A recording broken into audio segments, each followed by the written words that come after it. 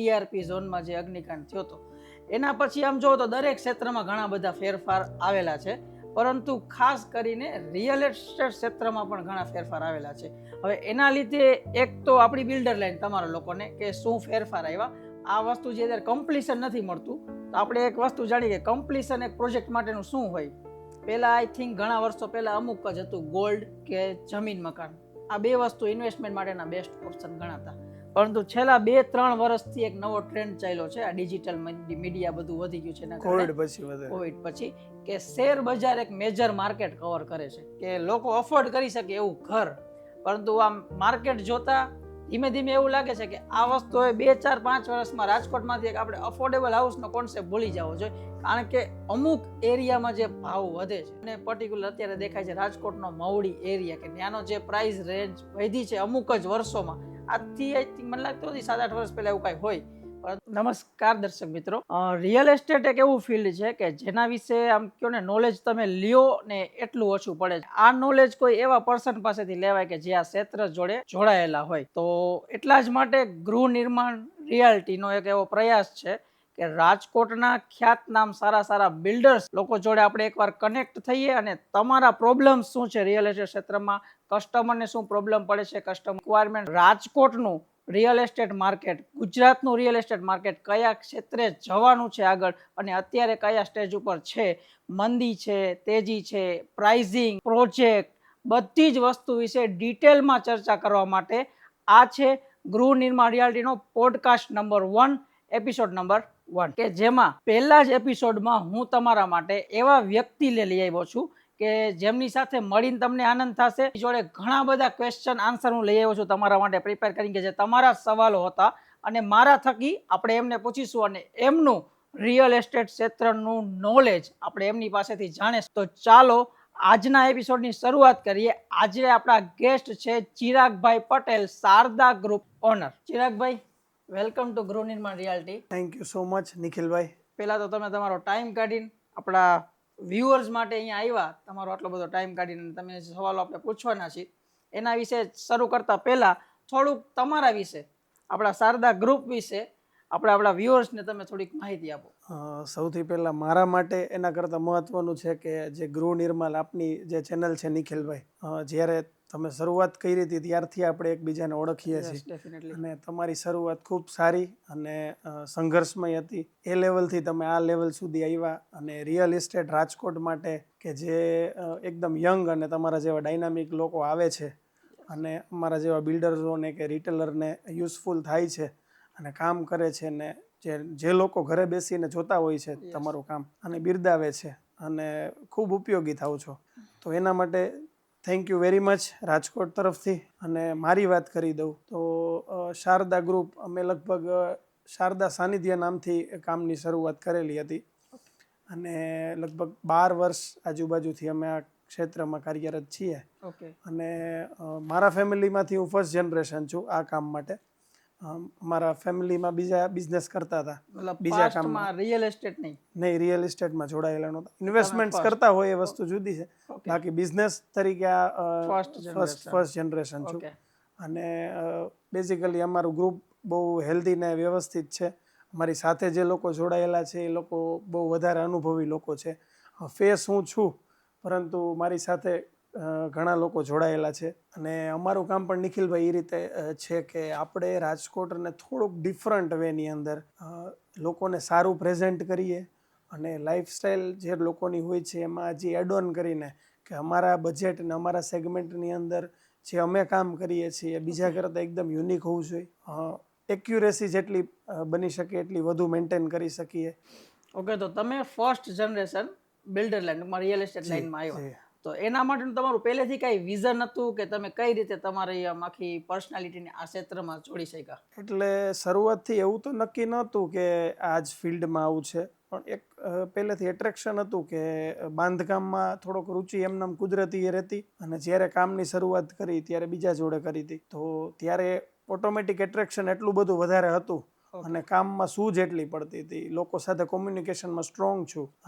Technically ભણેલો ભલે આ ફિલ્ડનો ન હોય પણ ટેકનિકલી બહુ સ્ટ્રોંગ હતો, સમજતો હતો બધું, એટલે મારા માટે બહુ ઇઝી ને કન્વિનિયન્ટ રહ્યું. અને એટલે પછી આમાં જોડાયેલા છીએ અને હજી આખી મારી લાઈફ આમાં જ કાઢવાની છે. ઓકે, તો શારદા ગ્રુપે અત્યાર સુધી રાજકોટને અને રાજકોટની પબ્લિકને કેટલા પ્રોજેક્ટ આપેલા હશે? આપણે છે ને 4 થી 5 પ્રોજેક્ટ કરેલા છે. ઓકે, મેજોરિટી શારદા સાનિધ્ય નામથી જ કરેલા છે. ઓકે, આપણે પણ ઇવોલ્વ કરીએ છીએ, જે રીતે 5 માળના બિલ્ડિંગથી શરૂઆત કરેલી હતી, 1 BHK 2 BHK, પછી 3 BHKમાં આવ્યા, 7 માળના બિલ્ડિંગમાં, 15 માળના 14 માળના બિલ્ડિંગમાં. એ રીતે અમારું કામ છે. અત્યારે અમે 4 BHK લક્ઝરિયસ સેગમેન્ટમાં કામ કરીએ છીએ. ડેફિનેટલી. અને અત્યારે અમારા કામમાં જે અમે શરૂઆત કરી હતી એના કરતાં અત્યારે અમે ઇવોલ્વ કરીને ઘણો વાસ્ટ ડિફરન્સ કરી નાખ્યો છે. અમારા સેગમેન્ટમાં બજેટમાં જે અમે વસ્તુ આપી છે એમાં વાસ્ટ ડિફરન્સ, અને અમારી એક્યુરેસી ને મને શોખ વધારે છે, એટલે એક્યુરેસી એકદમ જોરદાર મેન્ટેન કરાવું. અને પ્લાનિંગ એ એકદમ ડિફરન્ટ બીજા કરતાં હું અહીંયા જોઈ હું પૂરું ધ્યાન દઈને કરું. ઓકે, મતલબ તમે ઓન ધ સાઇટ જ હોય. એ તો તમારો સેમ્પલ ફ્લેટ આપણે જોયેલો જ છે અત્યારે એની અંદર, પણ એ એક આખ વસ્તુ તમારા કામમાં દેખાય છે. સરસ, ગ્રેટ છે કે તમે આ વસ્તુ આ રીતે અને પોતાના જ કામથી તમે શીખો છો. તમારો કહેવાનો મતલબ એમ કે તમે જે રીતે આગળ વધો પોતાના જ કામથી કંઈક ના બીજાથી એ શીખતા હોઈએ છીએ. અને આપણે ઇન્સ્પિરેશન લઈ અને આપણે આપણામાં એપ્લાય કરીએ. એવું નહીં કે ભાઈ 3-4 કરોડના 5 કરોડના મકાન છે તેમાંથી કંઈ ન શીખી શકાય, એમાંથી મારે શીખી જ શકાય. અને આપણે બજેટ ફ્રેન્ડલી હોય છે. પીરસી શકીએ કોકને. સારી વાત. ઓકે, એક વસ્તુ ચિરાગભાઈ, હમણાંથી રાજકોટમાં એક આપણે બહુ દુઃખદ ઘટના થઈ હતી. TRP ઝોનમાં જે અગ્નિકાંડ થયો હતો એના પછી આમ જોવો તો દરેક ક્ષેત્રમાં ઘણા બધા ફેરફાર આવેલા છે, પરંતુ ખાસ કરીને રિયલ એસ્ટેટ ક્ષેત્રમાં પણ ઘણા ફેરફાર આવેલા છે. હવે એના લીધે એક તો આપણી બિલ્ડર લાઈન તમારા લોકોને કે શું ફેરફાર આવ્યા, અને એના લીધે જે આપણા કસ્ટમર કે જે આ માર્કેટ સાથે જોડે ઇન્વેસ્ટ કરે છે કે કોઈ પણ ઘર પરચેસ કરે છે, આ બંનેમાં શું ડિફરન્સ આવ્યો એક જે થઈ ગઈ ઘટના એના પછી? TRPની જે ઘટના લગભગ 1 વર્ષ, આજની તારીખથી લગભગ 1 વર્ષ જેવું થઈ ગયું છે, અને એ ખૂબ જ દુઃખદ ઘટના હતી. આપણે બધા એના વિશે સેન્સિટિવ છે. નાના બાળકોનું જે કાંઈ પણ થઈ ગયું એ ન થવું જોઈએ, પરંતુ એને હિસાબે અત્યારે ગવર્મેન્ટ અને જે કોર્પોરેશનમાં માહોલ છે કે કોઈ પોતાની જવાબદારી નિભાવીને કાર્ય કરવા માંગતા નથી અને બધા ડરે છે. રાજકોટના બિલ્ડરો છે ને એ જે રીતનું એક્યુરેટ અને વ્યવસ્થિત કામ કરે છે ને એ બીજા કોઈ શહેરોમાં નથી, બહુ ઓછા શહેરોમાં છે. રાજકોટની એક્યુરેસી બહુ સારી છે, ક્વોલિટી સારું છે. હા, એક્સેપ્શન બધામાં હોય છે, પણ રાજકોટની એક્યુરેસી ને એવા ખોટા બાંધકામ કે કોઈ વસ્તુ રાજકોટમાં બહુ જ ઓછી બને છે. એટલે રાજકોટના એવું કાંઈ નથી કે અત્યારે જે અટકાટ થઈ ગયું છે એ રાજકોટ ખરાબ છે ને એવું થઈ ગયું છે, એવું કાંઈ છે નહીં. રહી વાત કે માહોલની, અત્યારના માહોલની, તો અત્યારે TRPના થયા પછી અત્યારે આમ કહી શકાય ને કે કમ્પ્લીશન બિલ્ડિંગના આવતા નથી, એને હિસાબે દસ્તાવેજો થતા નથી. અને દસ્તાવેજો ન થતા હોય તો એ પૈસા બ્લોક થઈ ગયા છે અને રોટેશન રાજકોટનું ફરતું નથી. અત્યારે અમે બધે જોતા હોય ગાંધીનગર, અમદાવાદ, વડોદરા, બધી જગ્યાએ સારું ડેવલપમેન્ટ છે, કામ થાય છે, નવા ઇન્વેસ્ટર્સો પણ લે છે. રાજકોટમાં હાલ એવી પરિસ્થિતિ નથી. રિયલ બાયર્સ છે, અવેલેબલ છે, લોકો આગળ પૈસા પણ છે, પણ અત્યારે લોકો ડરે છે, કોર્પોરેશન પણ ડરે છે કે એમાં કાંઈક ખોટું હશે, કાંઈ હશે તો એ પણ અચકાય છે. તો આ જલ્દી સોલ્વ થઈ જાય તો સારું રહેશે, નહીં તો પ્રશ્નો વધારે ગંભીર ઊભા થશે. તમારું કેવું એ છે કે કોઈ પણ એક સિટીને પરફેક્ટ આ રીતે ટાર્ગેટ કે એનું બધું અત્યારે આપણે કામકાજ ઊભું રહી ગયું છે, તો બીજા બધા સિટીમાં તમે કીધું કે બહાર જાય છે તો બધી વસ્તુ થાય જ છે, બહુ સારી રીતે થાય છે, બહુ સારી રીતે થાય છે. તો આ વસ્તુ જે અત્યારે કમ્પ્લીશન નથી મળતું, તો આપણે એક વસ્તુ જાણીએ કે કમ્પ્લીશન એક પ્રોજેક્ટ માટેનું શું હોય? કમ્પ્લીશન એટલે હું દર્શકોને જણાવી દઉં કે બિલ્ડિંગ યુઝ પરમિશન કહેવાય એને, એટલે BU પરમિશન. એટલે બિલ્ડિંગ જ્યારે કમ્પ્લીટ થઈ જાય છે તો ઓથોરિટી એને ચેક કરે છે, અને ચેક કર્યા બાદ એને સર્ટિફાઈડ કરે છે કે આ પ્રોપર્ટી વાપરવા યોગ્ય છે, એને BU પરમિશન કહેવાય છે. આ BU પરમિશન લેવા માટે અંદરની ઘણી બધી પરમિશન્સ પણ લેવી પડતી હોય છે, કે ફાયરની પરમિશન્સ હોય, લિફ્ટની પરમિશન્સ હોય, એ બધી એની અંડર આવે. આ બધું મળે ત્યારબાદ જ BU પરમિશન મળતું હોય છે. ત્યારબાદ જ કોઈ રોકાણકાર કે જેમનો ઘર લીધો એનો દસ્તાવેજ તમે ટ્રાન્સફર કરીને એમને રહેવા માટેની પરમિશન આપી શકો. એટલે બિલ્ડિંગ વાપરવા યોગ્ય છે ને આ ત્યારબાદ થઈ શકે. બધા ગવર્મેન્ટના રૂલ્સ ને નોર્મ્સનું પાલન કરીને બનાવવામાં આવેલું છે. આ વસ્તુને આપણે કમ્પ્લીશન કહીએ છીએ, અને રાજકોટના મેજોરિટી પ્રોજેક્ટમાં અત્યારે આ સ્થગિત છે એ રીતે આપણે કહી અત્યારે નથી મળતું, પેન્ડિંગ છે ઘણી બધી ફાઇલો. આંકડો તો એક્યુરેટ મારી પાસે નહીં હોય, હા. પણ ઘણા બધા પ્લાન લગભગ ટીઆરપી પછી તરત બંધ જ થઈ એના માટે તો હમણાં કંઈક વચ્ચે રેલી પણ થઈ હતી, ઘણું બધું. જી, શાંતિ રેલીનું આયોજન આપણે હા, બિલ્ડર ટૂંકમાં. એસોસિએશને કર્યું હતું. તો અત્યારે જે રાજકોટમાં બધા ગ્રાઉન્ડ લેવલે તમે જ્યાં પણ તપાસ કરો તો બધા વસ્તુ એક જ કહે છે કે રાજકોટમાં રિયલ એસ્ટેટ ક્ષેત્રમાં મંદી છે. તો એની પાછળનું એક રીઝન કે મેજર રીઝન આપણે આ ગણી શકીએ, આ જે ઘટનાના લીધે આ બધી વસ્તુ કમ્પ્લીશન નથી આવતા અને કોર્પોરેશનની કામગીરી લાઇનઅપ નથી, એને ગણી શકીએ. ઓકે, એને ગણી શકીએ. જી, ચાલુ થઈ જશે તો આ પ્રશ્ન આપણને યાદ પણ નહીં આવે. માયા એ પણ છે, સાચી પણ વાત છે. રાજકોટને ખાસ ધ્યાન રાખવાનું છે કે આવી ઘટના ન થાય અને બધા પણ અવેર રહીએ, તો કોઈને દેખાય તો એ કમ્પ્લેન કરી શકે કે આ બરોબર નથી. મતલબ કોઈ પણ આપણે એવી છૂટછાટે નથી આપવી કોઈને કે પોતાની રીતે, પણ જે વસ્તુ લીગલી થતી હોય એ વસ્તુનું કામ આગળ વધવું જોઈએ. હા, એટલે મારું અત્યારે મારું કહેવાનું એમ હતું કે સેફટીને છે ને એ પ્રાયોરિટી ફર્સ્ટ રાખવી જોઈએ. ઓકે. ફાયર સેફટી ફર્સ્ટ પ્રાયોરિટીમાં રાખવું જોઈએ. એના માટે કોઈ પણ કોમ્પ્રોમાઇઝ કરવો પડે કે એફએસઆઈ અમારી ભાષામાં કહીએ તો ઓછું બાંધકામ મળે તો પણ વાંધો નહીં, પણ છે ને ફાયર સેફટીને કોઈ પણ રીતે નાની ન ગણવી જોઈએ. ઓકે, હા, એ તો એક વસ્તુ છે જ, તમારી એકદમ સાચી વાત છે. હવે નેક્સ્ટ ક્વેશ્ચન આપણે એના ઉપર આગળ વધીએ કે ઇન્વેસ્ટમેન્ટ ઓપ્શન. પહેલા આઈ થિંક ઘણા વર્ષો પહેલા અમુક જ હતું, ગોલ્ડ કે જમીન મકાન. આ બે વસ્તુ ઇન્વેસ્ટમેન્ટ માટેના બેસ્ટ ઓપ્શન ગણાતા. પરંતુ છેલ્લા 2-3 વર્ષથી એક નવો ટ્રેન્ડ ચાલ્યો છે, આ ડિજિટલ મીડિયા બધું વધી ગયું છે એના કારણે, કોવિડ પછી, કે શેર બજાર એક મેજર માર્કેટ કવર કરે છે. તો શેર બજારે જો કે હમણાં ઘણા ટાઈમથી આપણે એને તળિયે જ જોઈએ છે, મતલબ એની ઉપર નીચે, પરંતુ આપણે દર્શક મિત્રોના એ પણ સવાલ હોય છે ઘણા બધાના કે ઇન્વેસ્ટમેન્ટ જે પ્યોર ઇન્વેસ્ટર છે એને કયું ઇન્વેસ્ટમેન્ટ બેસ્ટ ઓપ્શન કહેવાય, શેર બજાર, ગોલ્ડ કે પછી આપણી પ્રોપર્ટી લાઈન? જો ઇન્વેસ્ટમેન્ટની દ્રષ્ટિએ કહું તો એવી વસ્તુ કે જે ફિઝિકલ છે, ઓકે, આપણી સામે છે, ઓકે, અને એમાં તમે રહી શકો, એમાં તમે માણી શકો એને, એમાં તમે ઓફિસ કરી શકો, એ મારી દ્રષ્ટિએ છે ને એ અગ્રીમ રાખવું જોઈએ. અને એ ઘરનું મકાન હોવું જોઈએ, ઘરની ઓફિસ હોવી જોઈએ કે ઘરની પ્રોપર્ટી હોવી જોઈએ. સાથે રેકમેન્ડ એવું કરું કે ડાયવર્સિફાઈડ ઇન્વેસ્ટમેન્ટ હોવું જોઈએ. કોઈ એક જગ્યાએ તમે વધુ પડતું ઇન્વેસ્ટમેન્ટ કરી રાખો એ પણ યોગ્ય નથી. પણ અત્યારે જ્યારે શેર બજાર અતિશય પીકમાં ચાલતું હતું, હા, લોકોએ મંદી શું હતી જોઈએ જ નથી મેજોરિટી માર્કેટે. કારણ કે કોવિડ પછી મોટા ભાગનું જે નવી જનરેશન છે એ રોકાણમાં આવી હતી શેર બજારમાં, એટલે એ લોકોએ મંદી હવે જોઈ છે. તો હવે એ લોકોને પણ આઈડિયા આવશે કે રિયલ ઇસ્ટેટમાં મંદી આવવાના ચાન્સીસ કેટલા ઓછા હોય છે, એના પ્રાઇઝિંગ સ્ટેબલ રહેવાના કેટલા ઓછા હોય છે. અત્યારે થોડીક રાહતવાળી માહોલ છે, છતાંય પ્રાઇઝિંગમાં કે એ બાબતમાં કંઈ તમને એવું જોવા ન મળે કે પ્રાઇસ ઘટી ગયા કે એવું ન જોવા મળે, ઓછું જોવા મળે. હા, એ પણ એક આખું છે જ. અને શેર બજારમાં જેટલું ફ્લેક્ચ્યુએશન હોય, કોઈ દી આપણે હજી લગી મોસ્ટ ઓફ ધ કોઈ રેર એવા કેસ અપવાદરૂપ તમે જવા દો કે કોઈ જમીનમાં ઇન્વેસ્ટમેન્ટ કર્યું હોય છે કે કોઈ મકાન ઇન્વેસ્ટમેન્ટ કર્યું હોય છે, તો કદાચ 2-5 વર્ષ પછી કોઈ પણ એવા ક્રાઇસિસ હશે તો એ અમાઉન્ટ એક્સ અમાઉન્ટ તો એને મળી જ જશે, કદાચ ગેન ના મળે. હા, કોઈ દી લોસમાં તો એ વસ્તુ જશે નહીં. છે ને લોંગ ટર્મ સ્ટેબિલિટી વાળી વસ્તુ છે. અને એક માનસિક શાંતિ આપે તમારી સામે વસ્તુ છે. ફિઝિકલ વસ્તુ હોય હંમેશા ઇમ્પોર્ટન્ટ હોય. આપણી સામે હોય, જગ્યાએ ભાગી નથી જવાનું, કોઈ ચોરી નથી કરી જવાનું, એ વધારે ઇમ્પોર્ટન્ટ અને છે. ઓલું માર્કેટ તો આખું હાથમાં જ નથી હોતું ને, એ કઈ રીતે વર્ક કરે છે પ્રોપર એની પણ ઘણા લોકોને આઈડિયા નથી હોતો, તો પણ એમાં આપણે ઇન્વેસ્ટમેન્ટ અત્યારે ઘણા લોકો કરે છે. નોલેજ પૂરું નથી હોતું, લોકો રેકમેન્ડ કરે છે એ પ્રમાણે કરતા હોય છે. ટૂંકમાં એ આખું વસ્તુ જ અલગ થઈ ગઈ છે. એ વાત તમારી એકદમ સાચી છે.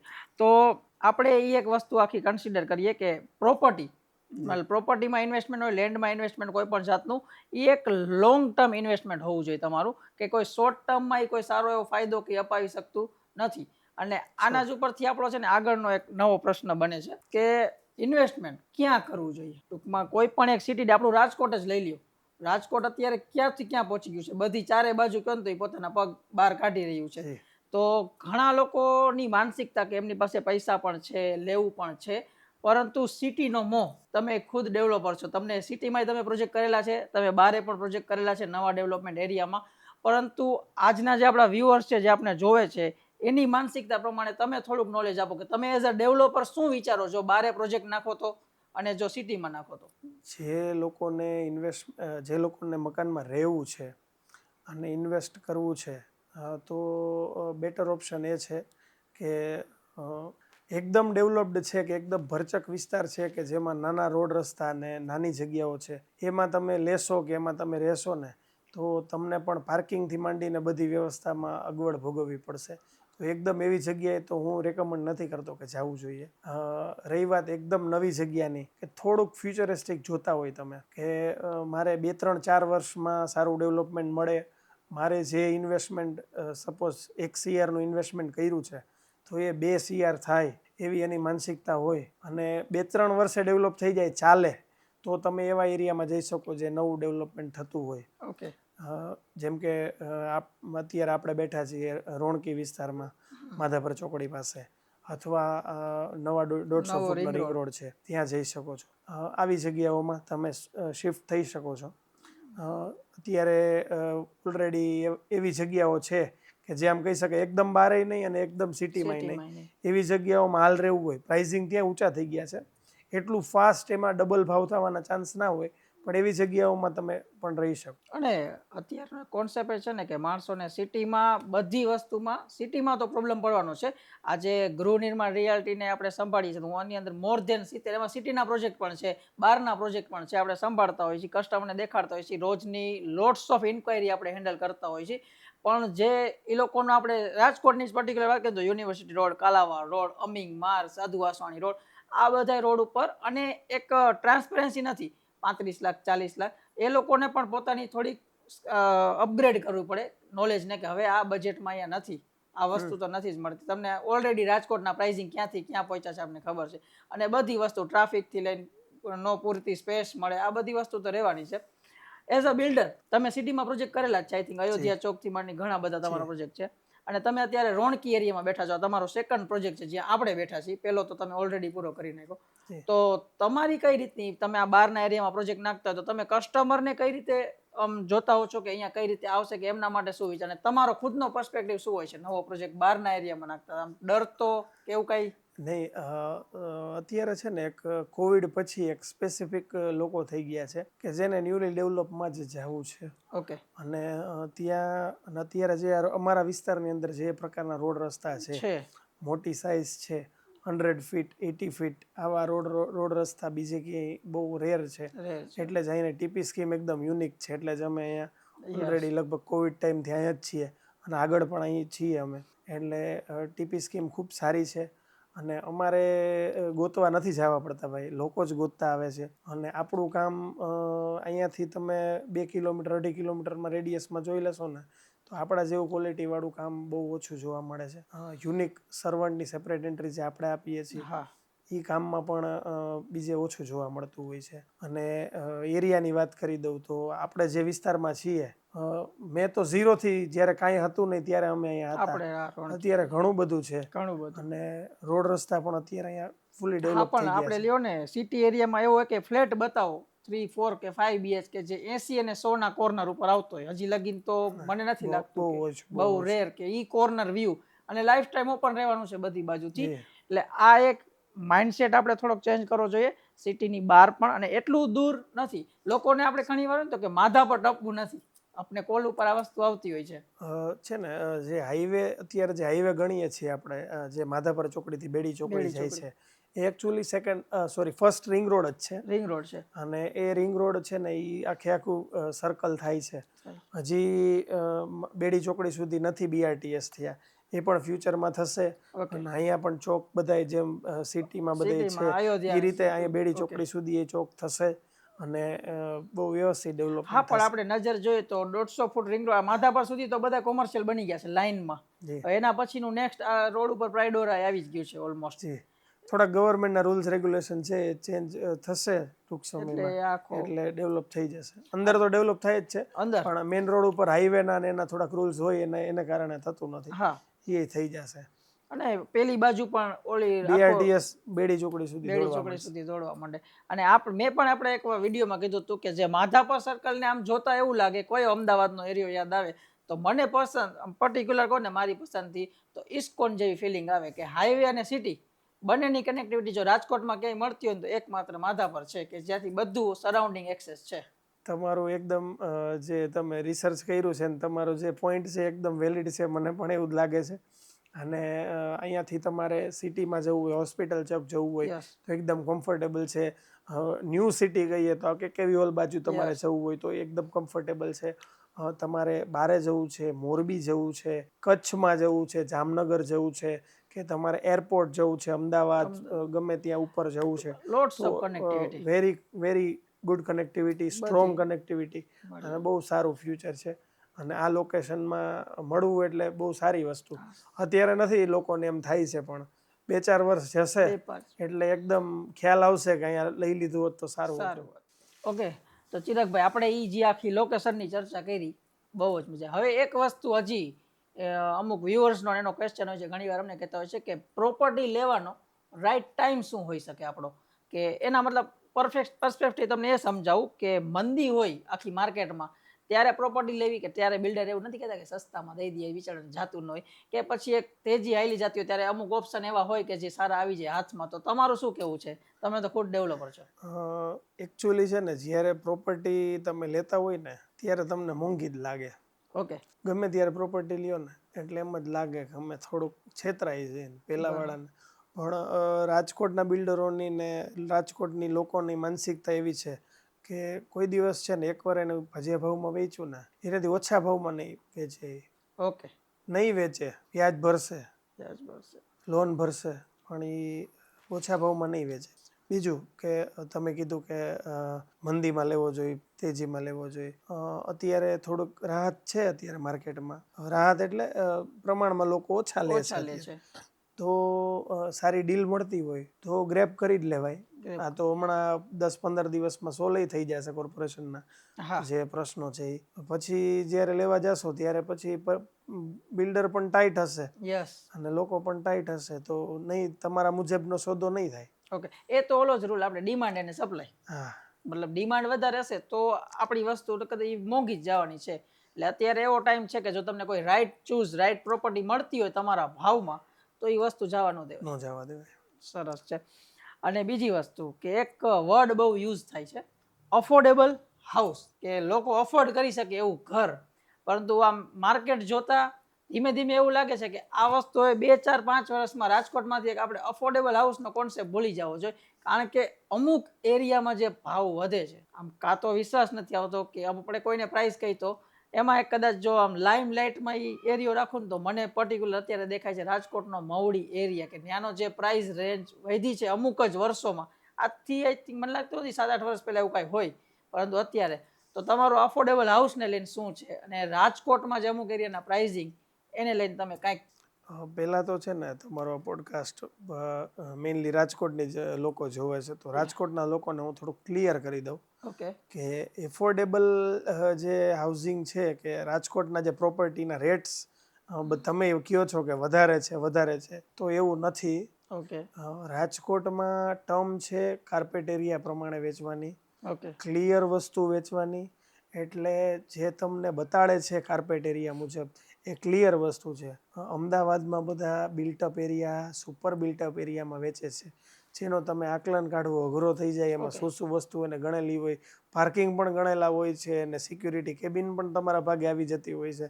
અને રાજકોટમાં એવી વસ્તુ નથી. જેટલું તમને યુઝ કરવા મળે છે એ જ પ્રમાણે બોલે છે, એટલે તમને એવું ફીલ થાય કે આમાં ભાવ વધારે છે, પણ તમને યુઝ કરવા વધુ મળે જગ્યા. બરોબર. મતલબ અહીંયા આપણે જ્યારે ઉભા રહીએ તો તમે જે આ વસ્તુ કીધી બિલ્ટઅપ એરિયા અને સુપર બિલ્ટઅપ, રિયલ એસ્ટેટમાં કદાચ કોઈ ઇન્વેસ્ટમેન્ટ કર્યું છે ને તો એમને આ નોલેજ નહીં હોય.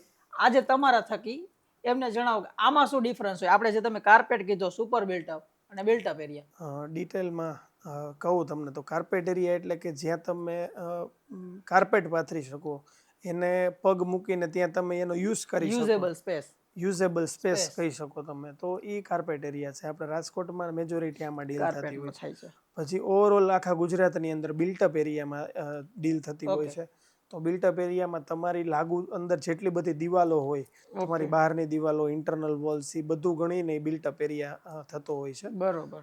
સુપર બિલ્ટઅપ એરિયાની વાત કરું તો આખા બિલ્ડિંગનો જે કોમન એરિયાસ હોય, કે જે પેસેજ છે, સીડી છે, લિફ્ટનો ભાગ આવી જતો હોય, પાર્કિંગ આવી જતું હોય, એમ્યુનિટીઝ હોય તો એની જગ્યા આવી જતી હોય, એ બધી જગ્યાનો તમારા ભાગનો જે ભાગ આવતો હોય, સપોઝ કે તમારો 1000 ફૂટનો ફ્લેટ હોય તો એમાં 250 ફૂટ બીજું આવે છે, તો એ તમારો 1250નો બિલ્ટઅપ થઈ ગયો. મતલબ યુઝેબલ 1000 250 તમે બીજા પે કરો છો, ઈ તમે વસ્તુ જનરલમાં આવે છે આમ જોવો તો ઇન રાજકોટમાં પ્રેક્ટિસ ક્લિયર વસ્તુ વેચવાની છે, તમને યુઝ કરવા મળે છે, એ જ વસ્તુ વેચવાની છે. તમે અહીંયા જ મુજબ તમે અમદાવાદની યારે કમ્પેર કરો તો એ 50% બીજો એડ કરી દઈએ છે કાર્પેટમાં, 1000ની બદલે 1500 1600 કરી નાખે છે. તમને આઈડિયા ન આવે કે એકચ્યુઅલ છે કે એને માપીએ ન શકે. હા ઈ તો કોઈ એટલે આપણે રાજકોટમાં છે ને રેરાના રૂલ્સનું ફોલો કરી અને ઘણા વર્ષોથી રાજકોટના બિલ્ડર ક્લિયર ભાવથી વેચે છે. ઓકે. અને રહી વાત એફોર્ડેબિલિટીની, તો હું એવું માનું છું કે અમે બેસતા હોય થોડુંક વિચારતા હોય આ બાબતે વધારે અમે. ઓકે. એટલે એફોર્ડેબલ પ્રોપર્ટી કોને કહેવાય? તો કે એફોર્ડેબલ કાર્પેટ એરિયાના 5500 રૂપિયા સુધી મળે ને એટલે એ અફોર્ડેબલ મારી દ્રષ્ટિએ કહી શકાય. ઓકે. અને 5000 સુધી છે ને જે પ્રાઇસમાં તમે પરચેસ કર્યું હોય ને એના ઉપર જવાના ચાન્સીસ થોડાક વધારે ફાસ્ટ હોય. ઓકે. અને 5000 થી ઉપર લ્યો છો ને તો એના મીડિયમ એમ ધીમે ધીમે રાઈઝ થોડાક ધીમે કોઈ વસ્તુની કેપેસિટી છે. આજે તમે રૈયા રોડ કે યુનિવર્સિટી રોડ ઉપર 1 કરોડનો બંગલો લ્યો છો તો 5 વર્ષ પછી કોઈ તમને દોઢ તાત્કાલિક નથી દેવાના. ઈ જ જગ્યાએ આ બાજુ કોઈ નવા એરિયામાં તમે 50-60 નો લ્યો છો ડબલ થવાના ચાન્સ ઝડપથી થઈ જાય છે અને ઓલા થોડાક સ્લો થઈ જાય છે. પણ પછી લોકોની પ્રાયોરિટી ને લોકોને કઈ પ્રકારનું ગમે છે, ક્યાં રહેવું છે એના ઉપર એ બેઝ કરે છે. ઓકે. એટલે આવી રીતે. અને ચિરાગભાઈ એક ક્વેશ્ચન, રાજકોટની એક મેન્ટાલિટી કે મુંબઈ અમદાવાદ આખું ટ્રાન્સફોર્મ થઈ ગયું છે ફ્લેટમાં રહેવા માટે, ત્યાં મોસ્ટ ઓફ પ્રોજેક્ટ ફ્લેટ છે. આપણી રાજકોટની પબ્લિક હજી ઇનહેબિટ, મારું જેટલો માર્કેટ સર્વે છે કે ફ્લેટનો ઘણો ઓછો પ્રિફરન્સ, ટેનામેન્ટમાં વધારે. તો આ વચ્ચે ધીમે ધીમે આવે છે ચેન્જીસ, કારણ કે હવે જે ટેનામેન્ટની પ્રાઇસ વધે છે, જમીન મોંઘી થઈ છે ને આ જે ટ્રેન્ડ તમે જે કહો છો ને કે બંગલામાં લોકો પ્રિફર વધારે કરે છે, એ છેલ્લા 2-3 વર્ષમાં ટ્રેન્ડ વધ્યો છે. બાકી રાજકોટની પબ્લિક હંમેશા ફ્લેટ્સને વધારે પ્રિફર કર્યું છે, આગળ જતા પણ કરશે જ. કારણ કે ગ્રાઉન્ડ ફ્લોરમાં બેડરૂમ હોય તો એમાં કેટલી હવા આવે, અને તમે 5th ફ્લોર ઉપર બેઠા છો તો ત્યાં કેવી હવા આવે, તમે વિન્ડો કેવડી મોટી મળે તમને, એ વિન્ડો ખોલીને એમાંથી કેવી હવા મળી શકે તમને, એ ટેનામેન્ટમાં ન થઈ શકે. બીજી વસ્તુ કે તમારા ટેનામેન્ટની તમારા બંગલોની બારે કોઈએ ગાડી રાખી દીધી છે, પાર્કિંગ તમારે અહીંયા રાખ્યું છે તો તમારે એનું વરી કરવું પડતું હોય છે, પાણી પતી ગયું છે તો તમારે વરી કરવું પડતું હોય છે, કોમન એરિયા અગાસી છે, પાર્કિંગ છે, બધું સાફ કરવાનું તમારે વરી કરવાનું હોય છે. ફ્લેટમાં એ કોઈ વરી કરવાનું નથી, બહારગામ જવું હોય છે તમારે તો સેફટીની કોઈ ચિંતા કરવાની લાંબી જરૂરિયાત નથી. અને બંને લોકોના પ્રેફરન્સ જુદા જુદા હોય છે, પણ જનરલી રાજકોટનું પ્રેફરન્સ ફ્લેટમાં વધારે જ છે. અને છેલ્લા 2-3 વર્ષમાં તમે જે કહો છો એ વધારે ફીલ થાય છે, પણ એવું નથી, એ પાછું ન્યુટ્રલ થઈ જશે. ઓકે, મજાને આપણે તમે જે સમજાવ્યું ટેનામેન્ટ ને ફ્લેટ બે એક સર થઈ જશે તમે કીધું એ રીતે. બીજી એક વસ્તુ, નેક્સ્ટ 5 થી 10 વર્ષમાં એઝ અ ડેવલપર રાજકોટને તમે ક્યાં જોવો છો? આમ જોવો તો મોસ્ટ ઓફ રિયલ એસ્ટેટ ક્ષેત્રે છે. આપણા રાજકોટની વાત કરું તો આપણા રાજકોટ છે ને એના લગભગ 150 કિલોમીટરના રેડિયસમાં રાજકોટ જેવું શહેર ક્યાંય નથી. ઓકે. ડેવલપમેન્ટની દ્રષ્ટિએ અને લોકોની દ્રષ્ટિએ રંગીલા લોકો છે ને ગામે રંગીલું જ છે. અને રાજકોટના ડેવલપમેન્ટની વાત કરું તો છેલ્લા સેન્ટ્રલમાં મોદી સાહેબની ગવર્મેન્ટ આપી પછી આપણે અહીં એમ્સ આવી છે, એરપોર્ટ નવું બની ગયું છે, અને હમણાં જ રિસેન્ટલી અનાઉન્સમેન્ટ તમે સાંભળ્યું હશે, મેં સાંભળ્યું છે, મેટ્રો આપણે રાજકોટને મળે છે. અને જે રીતે રોડ રસ્તાની ટીપી સ્કીમ ગવર્મેન્ટ ફાસ્ટ પાર પાડતી જાય છે, નવા રિંગ રોડ 2nd ને 3rdનું અત્યારે ડ્રોઈંગ્સ તમને મળી જશે. અને જે રીતે ડેવલપમેન્ટ થાય છે ખૂબ ફાસ્ટ છે, મેટ્રો પણ ચાલુ થશે, એટલે ડેવલપમેન્ટ બહુ ફાસ્ટ છે, બહુ જલ્દી ભાવ હજી વધવાના છે. હંમેશા તમે ઓપોર્ચ્યુનિટી ચૂકી ન જવું એવી જ મારી ઓલી છે કે ઓપોર્ચ્યુનિટી અત્યારે થોડુંક હળવું છે તો કંઈક તમારે ઓપોર્ચ્યુનિટી મળે તો પણ લઈ લ્યો, અને 5-7 વર્ષમાં ઘણો બધો ડેવલપમેન્ટ થશે. ઓકે, હવે આપણે બુલેટ રાઉન્ડ કરીએ, અમુક બુલેટ ક્વેશ્ચન. રાજકોટના 5 થી 6 એવા એરિયા કે જે નેક્સ્ટ ફ્યુચરમાં સિટી એરિયાને પાછા પાડી શકે છે. રોણકી વિસ્તાર, ઓકે, પછી new 150 feet ring road, okay, Vavdi Kangsiyali, okay, નયા સ્માર્ટ સિટી, મુંજકા, મુંજકા આ મેઇન ડેવલપમેન્ટ એરિયા ફ્યુચરના રહેશે. 5 ફ્યુચરના મેન એરિયા આપણા આ રીતનું રહેશે આખું ડેવલપમેન્ટ. ઓકે, અને હવે તમને એક લાસ્ટ ક્વેશ્ચન, અને બીજા જો કોઈ ક્વેશ્ચન હશે તો આપણે કમેન્ટ સેક્શનમાં ખુલ્લું જ છે, પૂછી શકો છો. આપણે ચિરાગભાઈને પર્સનલી તમને કહેશું કે આન્સર પણ આપશે. લાસ્ટ ક્વેશ્ચન એ કે ગૃહ નિર્માણ રિયાલિટી એઝ અ મેં ચાલુ કરી આથી 3 વર્ષ જેવું થયું, એઝ અ રિયલ એસ્ટેટ ફિલ્ડમાં મને ત્યારે એવું લાગ્યું હતું કે કોઈ એવું માધ્યમ જોઈશે. આજે ગમે તે વસ્તુ કોઈ જોતું હોય, ફોન લેવો હોય તો એના માટે પણ આપણે યુટ્યુબમાં ને એમાં જોઈએ છીએ રિવ્યૂ ને આ તે બધું, એના માટે કે ભાઈ રિયલ એસ્ટેટ ક્ષેત્રમાં નહોતું. તો એઝ અ મારી ફર્મ કે ગૃહ નિર્માણ જેવી કોઈ પણ ફર્મ હોય એ બિલ્ડર ક્ષેત્ર અને કન્ઝ્યુમર ક્ષેત્રે કેટલી હેલ્પફુલ થાય છે એના માટે તમારા 2 શબ્દ. તમારી તો મેં જર્ની શરૂઆતથી જોયેલી છે. Yes, definitely. એટલે તમે જે રીતનું ક્વોલિટીવાળું કામ કરો છો તો સ્વાભાવિક છે કે સક્સેસ મળવાની જ છે. અને તમે જે રીતે કામ કરો છો અને તમારી જેમ બીજા લોકો પણ કરે છે, કરે છે ડેફિનેટલી. અને ડિજિટલી હવે લોકોને જોવું વધારે કમ્ફર્ટેબલ છે, એટલે અમે પણ પ્રેફરન્સ ડિજિટલને વધુ આપતા હોઈએ છીએ. ઓકે, અને તમારું જે રીતનું પ્રોફેશનલ કામ છે, તમારી સ્પીચમાં પણ પહેલાંની સ્પીચ અને અત્યારની સ્પીચમાં વાસ ડિફરન્સ થઈ ગયો છે. તો પોતાનામાં ચેન્જ કરવો ને એ બહુ સારી ને મોટી વસ્તુ છે. એટલે એ તમે એડપ્ટ કર્યું છે, તમારું કામ બહુ સારું છે. આપણે તો ઘણા અનુભવો છે જ. ઓકે, અને લોકો પાસે અમે રિવ્યૂ જાણતા હોઈએ છીએ કે ભાઈ તમારું કામ કેવું છે. તમારું કામ બધાય સામેથી આવીને કહેતા હોય કે ભાઈ આનું કામ બહુ સારું છે અને વખાણવા યોગ્ય છે. સરસ. હવે કંઈક લાસ્ટ મેસેજ કે રિયલ એસ્ટેટ ક્ષેત્રમાં આપણા વ્યુઅર્સ માટે તમે આપી દો, પછી આપણે આ પોડકાસ્ટને ધ્યાન કરીએ. રાજકોટની અંદર ઘણા કસ્ટમર્સ વિચારતા હોય છે કે અત્યારે યોગ્ય સમય નથી, કે અત્યારે મારે ન લેવું જોઈએ. પરંતુ અત્યારે જે રીતે રાજકોટની પરિસ્થિતિ છે, ઓપોર્ચ્યુનિટી છે એ 15 દિવસમાં પણ પૂરી થઈ જાય, 1 મહિનામાંય પૂરી થઈ જાય, 2 મહિનામાં પણ પૂરી થઈ જાય. ઓપોર્ચ્યુનિટીનો લાભ લેજો. અને કાંઈ પ્રોપર્ટી લેવાની ઈચ્છા હોય, કાંઈ લેવું હોય તો મોકો ચૂકતા નહીં, લઈ લેજો. તો આ તો એક ગૃહ નિર્માણ રિયાલિટી તરફનો પહેલો પ્રયાસ. તમને કેવો લાગ્યો છે કમેન્ટમાં જરૂરથી કહેજો. આ જ સિઝન હું આગળ વધારવાનો છું અને ઘણી બધી વસ્તુ તમારા માટે નવી લઈ આવવાનો છું. આ આપણા પહેલા પ્રાઇમ ગેસ્ટ કહેવાય કે જેને આપણા માટે આટલું બધું નોલેજ શેર કરેલું છે. ચિરાગભાઈ, તમારો ખૂબ ખૂબ આભાર કે તમે આજે આવ્યા, અને દર્શક મિત્રોને પણ ઘણી મજા આવી છે, કમેન્ટ સેક્શનમાં લખશે ડેફિનેટલી. તો આપણે મળીશું આપણા નવા એપિસોડમાં. ત્યાં સુધી પેજને ફોલો કરો, ચેનલને સબસ્ક્રાઈબ કરો અને વિડીયો જોતા રહો. જય હિન્દ દોસ્તો.